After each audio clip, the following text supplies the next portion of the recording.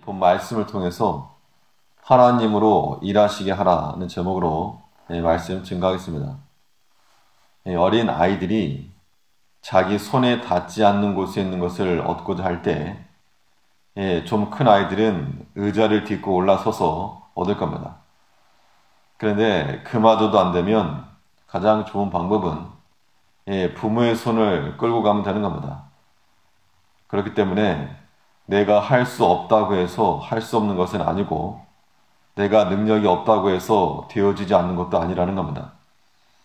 우리 아버지이신 하나님은 만능의 신이시고 또 불가능이 없으신 전능하신 하나님이시기 때문에 비록 내가 실력이 없고 또 능력이 없고 떨어진다 할지라도 하나님도 못하실 거라는 그런 불신앙은 버려야 됩니다.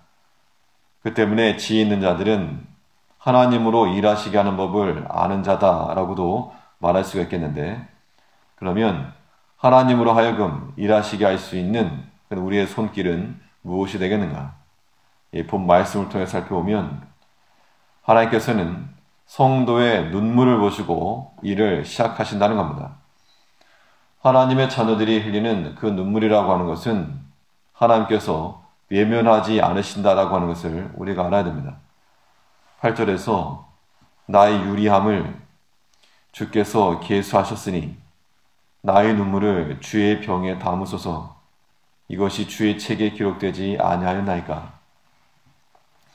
나의 눈물을 주의 병에 담으소서라고 한 것은 하나님 이거 보셨죠? 라고 하는 그 말과 같은 겁니다. 사람이 눈물 흘린다라고 하는 것이 좋은 상황에서 흘릴 것이 아니고 여러 가지 그런 상황들이 있을 것인데 하나님 앞에 자기의 모든 형편과 사정과 자기 자신의 그런 모든 것들을 지금 아뢰는 겁니다. 우리의 흘리는 그 눈물들을 주께서 모르지 않으시고 또 잊지 않으시고 신원하여 주실 것에 대한 그 믿음이 피우는 겁니다.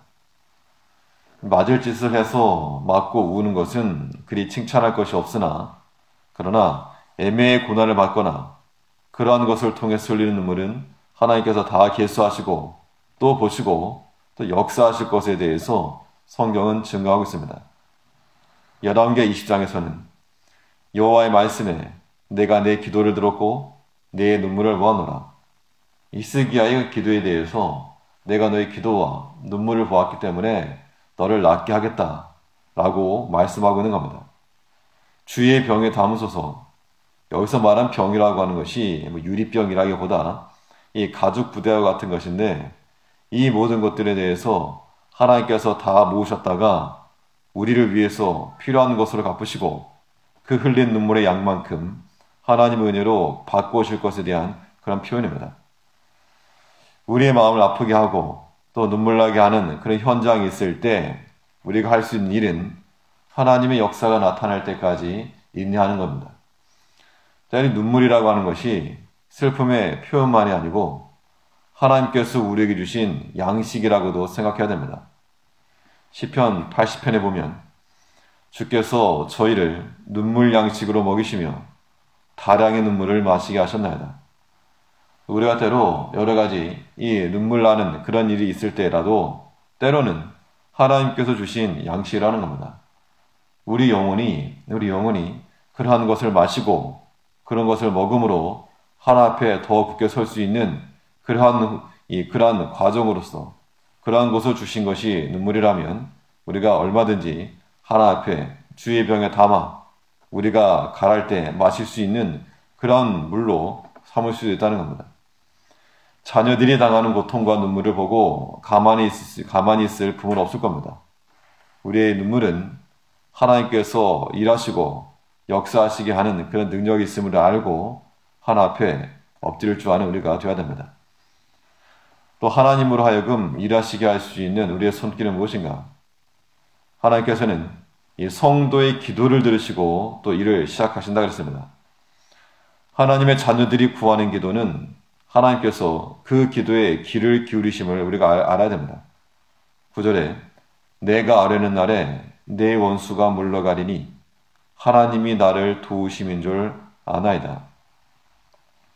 비록 나의 말을 곡해하고 바로 위에 있는 말이죠. 이 아기스 왕에게 피하였는데 다윗이 잘못한 거 없지만 그의 말을 곡해하고 또 이간질하고 깎아내리고 그런 일들이 있을 때 그의 하나님의 도우심이 있을 것임을 의심하지 않았다는 겁니다. 이것이 우리가 본받아야 될 믿음의 행위일 텐데 그런 것 때문에 속상하고 눈물 나는데 거기서 그냥 이만 바드득 갈고 있던 것이 아니고 하나님의 도우심이 내게 있을 것이라. 내가 구하고 간구하면 하나님께서 나를 도우실 것이다. 그때가 되면 너희가 모두 물러가게 될 것이다 라고 하는 그 믿음의 표현입니다. 내가 아뢰는 날에 내 원수가 물러가리니 하나님이 나를 도우심인 줄 아나이다. 내가 주께 구하고 간구하고 아뢰는 날에 나에게 지금 해를 끼치는 그 원수들이라도 다 물러갈 것이며 하나님께서 나를 도우실 것을 굳게 믿고 있는 겁니다. 그러므로 이러한 믿음이 있는 자들은 대적의 행위에 대해서 속만 상해할 것이 아니라 하나님 앞에 간구하라는 겁니다. 기도하라. 기도하라. 하나님의 도우심이 나타나서 잘못된 것을 바로잡고 또 우리 마음 가운데 평안함을 주실 때까지 주께 간구한다면 하나님께서 그때 우리의 기도를 들으시고 역사하실 수 있다는 겁니다. 하나님과 함께 나아갈 때 모든 두려운 것들은 사라질 것이고 우리를 방해하던 것들도 우리가 무서워서가 아니라 하나님을 두려워서라도 다 물러갈 것, 이것을 우리가 알아야 됩니다. 우리의 기도를 통해서 하나님께서 역사하신다 한다면, 하나님께서 행동을 계시한다고 하신다면 우리 얼마든지 어떤 일에서든지 우리가 엎드리고 간구하며 기도하여 하나님의 도우심을 얻을 수 있는 우리가 되어야 한다는 겁니다. 또 하나님께서 무엇으로 일하시는가? 하나님께서는 우리 성도의 찬송을 들으시고 일을 시작하실 수 있다고 했습니다. 하나님의 자녀들이 부르는 그 찬송이라고 하는 것은 하나님을 기쁘시게 하기 때문에 하나님으로 하여금 일하시게 한다는 겁니다. 10절에서는 내가 하나님을 의지하여 그 말씀을 찬송하며 여호와를 의지하여 그 말씀을 찬송하리이다. 우리 신앙 생활에 있어서 신앙적 표현에 있어서 가장 정점에 있는 것이 찬송이라고 그랬습니다. 말씀을 듣는 것도 중요하고 기도하는 것도 중요하나 그 모든 것들이 다 전제가 되게 되면 가장 마지막에 나올 수 있는 표현이 찬송입니다. 그럼 우리는 하나님을 찬송하기를 힘써야 되겠는데 노래를 불러서만이 찬송이 아니라 하나님께 대한 감사의 마음과 감사를 돌릴 수 있는 것이 찬송입니다. 상황적으로 봐서는 지금 감사할 수 있는 상황이 아니지만 하나님을 찬송하고 하나님을 의지하며 그 말씀 붙들고 나아가겠다라고 하는 그런 신앙의 표현이 있을 때 하나님께서 그걸 기뻐하시는 겁니다. 비록 어려운 중에라도 꿋꿋하게 참고 인내하고 주어진 자원 가지고 최선을 다해서 하겠다라고 하는 그러한 우리 자녀들의 모습을 보게 되면 그것이 부모의 기쁨이 되는 것처럼 하나님께서 우리에게 주신 현재적 상황이라든가 이런 것들에 대해서 그것에 대해서 우리가 감사할 수 있고 또 주를 찬송할 수 있고 어리석게 하나님 원망하지 않는 그런 마음 가지고 나아갈 때 하나님의 마음을 얻을 수 있다는 겁니다. 우리가 주의 마음을 얻으면 사실 다 얻는 겁니다.